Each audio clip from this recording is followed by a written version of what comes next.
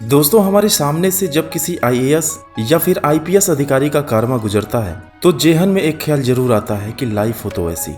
थोड़ी देर हम सपनों की दुनिया में चले जाते हैं और उनकी जगह खुद की कल्पना मात्र से रोमांचित हो उठते हैं। वो रुतबा, वो पावर, शान और शौकत ऐसे ही नहीं मिल जाती। सफलता की उन बुलंदियों पर पहुंचने के पीछे सालों की तपस्या होती है। दोस्तों, आज के इस वीडियो में हम आपको बहुत ही सरल भाषा में इन दोनों पदों के काम, उनकी पावर, सैलरी, सुविधाएं और बाकी चीज़ों में अंतर के बारे में बताएंगे। यूनियन पब्लिक सर्विस कमीशन यानी कि यूपीएससी देश की सबसे शक्तिशाली संस्था है और यूपीएससी के द्वारा ही देश के सबसे शक्तिशाली अधिकारियों जैसे आईएएस और आईपीएस का चुनाव किया जाता है। यूपीएससी की तैयारी भले ही कितनी कठिन और मुश्किल हो, लेकिन इसका चार्म देश के हर नागरिक को प्रभावित करता है। परीक्षा पास करने के बाद कैंडिडेट्स को ऑफिसर बनने की ट्रेनिंग पर भेजा जाता है। जैसा कि आपको पता ही होगा, आईएएस और आईपीएस अधिकारी दोनों ही पद एक जिले के सबसे महत्वपूर्ण पद होते हैं। असल में आईएएस और आईपीएस एक दूसरे के पूरक हैं और दोनों ही भारतीय समाज के विकास के लिए आवश्यक हैं। दोनों पदों की अपनी ही गरिमा है। एक सादे कपड़ों में अफसर है तो दूसरा पुलिस की वर्दी वाला सच्चा सेवक। दोनों ही श्रेष्ठ पद हैं, लेकिन आईएएस बनना लोगों की पहली पसंद होती है। हालांकि बहुत लोग ऐसे भी हैं जिनको पुलिस की वर्दी आकर्षित करती है और वो आईपीएस बनना पसंद करते हैं। एक जिले में एक से ज्यादा आईएएस और आईपीएस तैनात होते हैं, लेकिन सबसे इंपॉर्टेंट पद जिले के डीएम यानी कि डिस्ट्रिक्ट मजिस्ट्रेट और एसएसपी यानी कि सीनियर सुपरिटेंडेंट ऑफ पुलिस के होते हैं। आईएएस तथा आईपीएस दोनों का ही सिलेक्शन यूपीएससी की सिविल सेवा परीक्षा के द्वारा किया जाता है। एस्पिरेंट्स अपनी पसंद की सर्विस प्रेफरेंसेस को यूपीएससी के फॉर्म में भरते हैं और फाइनल रिजल्ट में अपनी रैंक के अनुसार उन्हें सर्विस प्रदान कर दी जाती है। एक बार आईएएस ज्वाइन करने के बाद अभ्यर्थी सिविल सेवा की परीक्षा नहीं दे सकता, लेकिन आईपीएस बनने के बाद सिविल सेवा की परीक्षा दोबारा दिया जा सकता है। आईएएस और आईपीएस दोनों ही ऑल इंडिया सर्विसेज हैं, लेकिन दोनों की कैडर कंट्रोलिंग अथॉरिटी अलग अलग है। आईएएस की रिपोर्टिंग मिनिस्ट्री ऑफ पर्सनल को होती है, जो सीधे प्राइम मिनिस्टर को रिपोर्ट करती है, लेकिन आईपीएस की cadre controlling authority home ministry होती है, जो कि होम मिनिस्टर को रिपोर्ट करती है।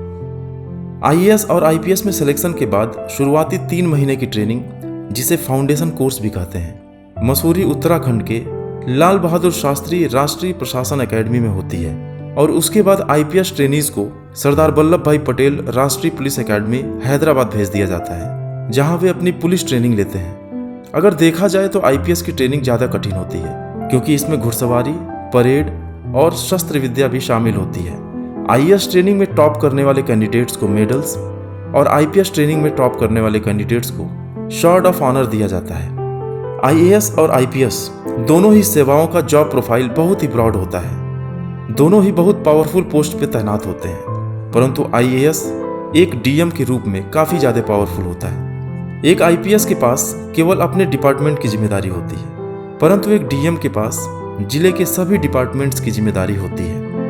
डीएम के रूप में एक आईएएस अधिकारी पुलिस विभाग के साथ साथ अन्य विभागों का भी लीडर होता है। जिले की पुलिस व्यवस्था की जिम्मेदारी भी डीएम के पास होती है। शहर में कर्फ्यू, धारा 144, लॉ एंड ऑर्डर से जुड़े सभी डिसीजंस भी डीएम ही लेता है। भीड़ पर फायरिंग का ऑर्डर सिर्फ डीएम दे सकता है, लेकिन ये अधिकार आईपीएस के पास नहीं होता। इतना ही नहीं, पुलिस ऑफिसर्स के ट्रांसफर के लिए भी डीएम के अप्रूवल की आवश्यकता होती है। एक डीएम लॉ एंड ऑर्डर को मेंटेन रखने के लिए प्राइम मिनिस्टर और प्रेसिडेंट को भी अपने जिले में आने से रोक सकता है। डीएम के रूप में एक आईएएस अधिकारी का स्कोप ऑफ ड्यूटी जिले के सभी डिपार्टमेंट्स में होता है।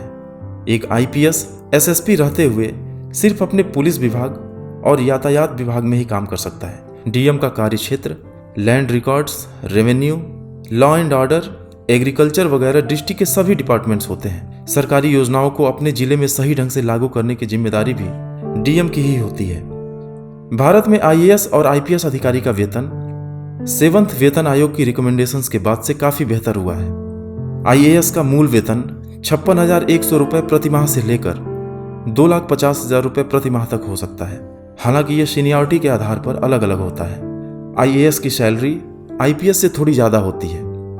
आईपीएस का मूल वेतन 56,100 रुपए प्रति माह से लेकर 2,25,000 रुपए प्रति माह तक हो सकता है और यह भी सीनियरिटी के आधार पर अलग अलग होता है। इसके अलावा दोनों अफसरों को सरकारी आवास और गाड़ी वगैरह की सुविधाएं भी मुहैया कराई जाती हैं। वहीं बिजली, पानी, मेडिकल आदि के खर्च के भुगतान में भी छूट मिलती है। यूनिफॉर्म आईएएस और आईपीएस को अलग करती है। आईएएस ऑफिसर्स के लिए कोई खास यूनिफॉर्म नहीं होती, बस उन्हें सरकारी आयोजनों में फॉर्मल कपड़े पहनने होते हैं, परंतु आईपीएस को उनकी निर्धारित यूनिफॉर्म पहननी होती है। आईपीएस की यूनिफॉर्म प्रमोशंस के साथ साथ बदलती जाती है। उन्हें हर रैंक के साथ कंधे पर सितारे, तलवार और अशोक चिन्ह लगानी होती है। आम जनता कपड़ों से आईएएस को तो नहीं, लेकिन आईपीएस को पहचान लेती है। एक आईएएस के लिए भारत में सबसे ऊंचा पद कैबिनेट सेक्रेटरी का होता है। यह भारत का सर्वोच्च पद है जिस पर सिर्फ एक आईएएस ऑफिसर ही तैनात किया जा सकता है। स्टेट में भी सबसे ऊंचा पद चीफ सेक्रेटरी का होता है, जो एक आईएएस ऑफिसर होता है। यहाँ तक कि होम सेक्रेटरी के पद पर भी एक आईएएस ऑफिसर को ही तैनात किया जाता है। आईपीएस अपने राज्य का डीजीपी यानी कि डायरेक्टर जनरल ऑफ पुलिस बन सकता है, जबकि केंद्र सरकार में एक आईपीएस ऑफिसर सीबीआई, आईबी और रॉ का डायरेक्टर बन सकता है। इसके साथ साथ नेशनल सिक्योरिटी एडवाइजर के पद पर भी आईपीएस की ही तैनाती की जा सकती है। दोस्तों, आज की वीडियो में बस इतना ही। अगले वीडियो में हम देश के शीर्ष 10 आईएएस और आईपीएस के बारे में बात करेंगे।